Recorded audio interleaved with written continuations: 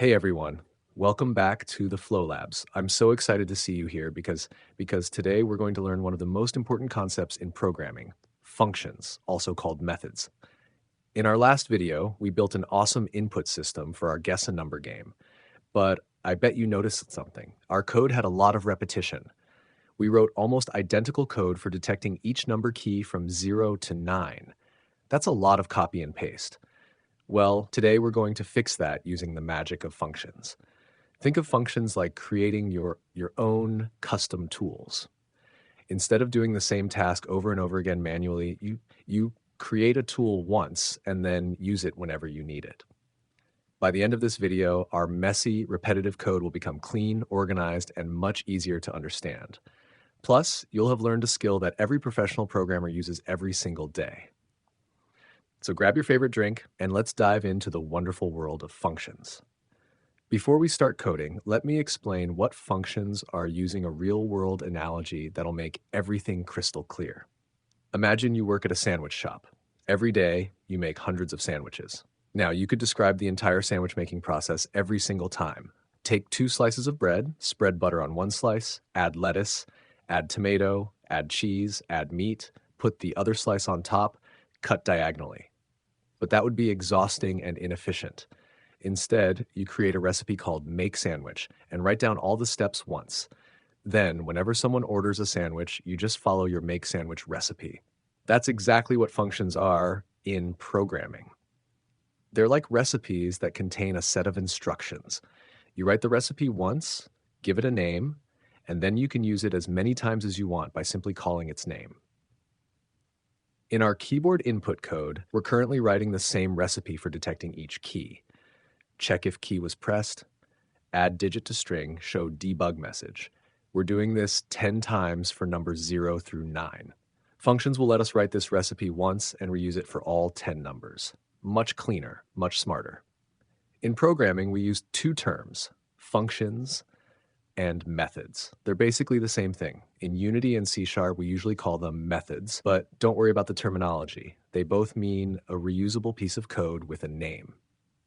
Let's look at the methods we already know and break them down like scientists examining a specimen. Look at our start method. Every method has 4 main parts, like the parts of a sentence. First, the access level. We don't see it here because it's optional, but this controls who can use the method. Think of it like a door. Public means everyone can enter. Private means only this class can use it. Second, the return type. That's the void part. This tells us what the method gives back when it's finished. Void means nothing, like a sandwich maker who makes the sandwich but doesn't hand you anything back. Other methods might return numbers, text, or true-false values.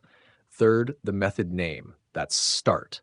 This is like the name tag on your sandwich recipe. Unity knows to call this method automatically when the game begins because of its special name.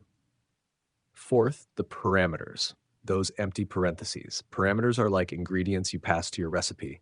Start doesn't need any ingredients, so the parentheses are empty.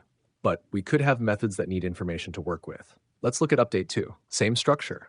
Void returns nothing. Update, special name Unity recognizes, empty parentheses, no ingredients needed.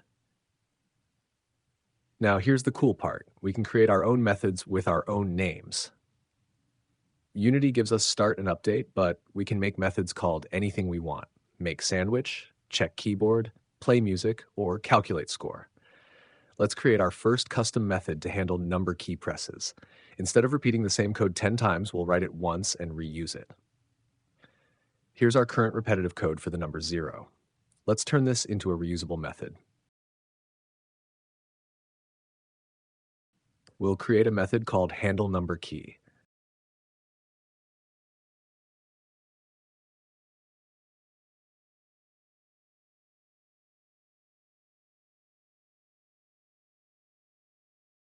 Whoa, let me break this down because this might look scary at first, but it's actually brilliant. The method name, handleNumberKey, this describes exactly what it does. The parameters, we have 3 ingredients this time. String digit to add, this is the number we want to add, 0, 1, 2, etc. Key top row key, this is the key on the top row, like digit 0 key. Key numpad key, this is the corresponding numpad key, like numpad 0 key. The body. The same logic as before, but now it uses our parameters instead of hard-coded values. Think of parameters like blanks in a form. When we created the method, we said, I need someone to fill in these three blanks, which digit, which top key, and which numpad key.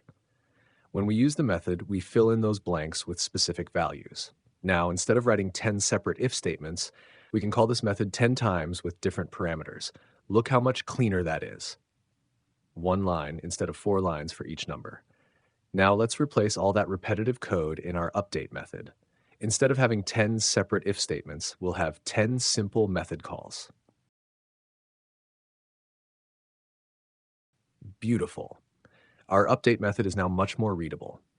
Each line clearly states what it does. Handle the number key 0, handle the number key 1, and so on. This is called refactoring, improving code structure without changing what it does. The game works exactly the same way, but our code is now organized and professional. Let's create another methods to make our code even cleaner. How about a method to handle the enter key? Pause the video now and try yourself. Fantastic. I hope everyone now did perfectly. That is pretty similar.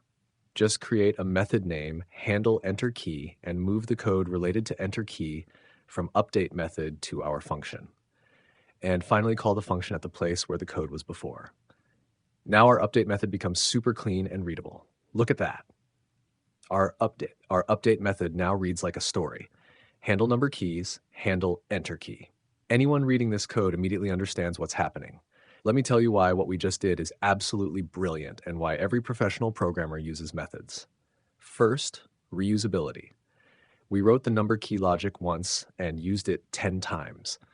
If we want to change how number input works, we only need to change it in one place, the handle number key method. Second, readability. Our update method now tells a clear story. Instead of seeing more than 50 lines of repetitive code, we see about 10 lines that clearly describe what the game does. Third, organization. Each method has one job. Handle number key handles number keys, handle enter key handles enter. This makes debugging much easier because you know exactly where to look when something goes wrong. Fourth, maintainability. Imagine if we wanted to add a sound effect when keys are pressed. Without methods, we'd have to add the sound code in 10 different places. With methods, we add it once in handle number key and it works for all numbers automatically. Fifth, testing. We can test each method separately to make sure it works correctly before putting them all together. This is why experienced programmers spend time organizing their code with methods, even when it seems like extra work at first. Let's test our beautifully refactored code. Press play in Unity. Try typing different numbers, 0, 1, 2, 3, all the way up to 9.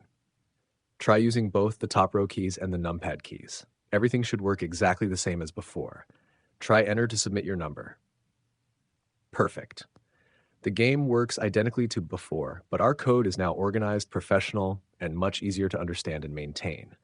This is what good programming looks like. Functional code that's also clean and organized. Congratulations! You've learned one of the most fundamental concepts in programming. You now understand what methods are, how to create them, how to use parameters, and how to refactor messy code into clean, organized code. In our next video, we're going to learn about loops. You probably noticed that we still have some repetition. We're calling handle number key 10 times with very similar parameters. Loops will help us make this even cleaner by automatically handling all 10 numbers with just a few lines of code. After loops, we'll add random number generation to make this a real guessing game. Then we'll explore enums to manage game states, and finally, we'll polish everything up.